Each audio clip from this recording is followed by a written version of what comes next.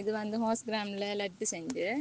இது எப்படி செஞ்சேன்னு சொன்னால், ஒரு பேக்கெட் ஹோஸ் கிராம் எடுத்து மிக்சியில் நல்லா பவுடர் பண்ணி எடுத்துட்டு கூட பாதி தேங்காவை நல்லா பட்டு மாதிரி திருவி தேங்காய் திருவலையும் சேர்த்து இன்னி கூட சீனியை நல்லா பாவு காய்ச்சினேன். சீனி நல்லா பாவு பதத்தில் காய்ச்சி அந்த சீனி பாவுலேயே இந்த தேங்காய் திருவலையும் இந்த ஹோஸ் கிராமையும் ஒன்றா மிக்ஸ் பண்ணி கலந்து அது அந்த தண்ணி வற்றி நல்லா அந்த கட்டி பதத்துக்கு வரும் வரைக்கும் நல்லா கிண்டி எடுத்துட்டு தேவையான அளவு உப்பு போட்டு நல்லா கிண்டி எடுத்தது பிறகு அதுக்கு பிறகு நம்ம இந்த கொஞ்சம் கடி வர்றதுக்கு கொஞ்சம் பருப்பு அப்படி வறுத்து போட்டு நல்லா கிண்டி எடுத்து ஆறிட்டு வரக்குள்ள உருண்டை பிடிச்சி மேலே இந்த கச்சானதுகள் போட்டு செஞ்செடுத்து நல்லா இருந்துச்சு. நான் எதிர்பார்க்கவே இல்லை இந்த அளவுக்கு டேஸ்ட்டில் வரும்னு சொல்லி.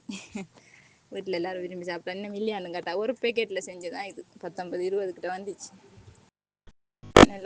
நல்லா இருந்துச்சு, நல்ல டேஸ்ட்டாக இருந்துச்சு. இதே முறையில் எல்லாரும் ட்ரை பண்ணி பார்க்கலாம்.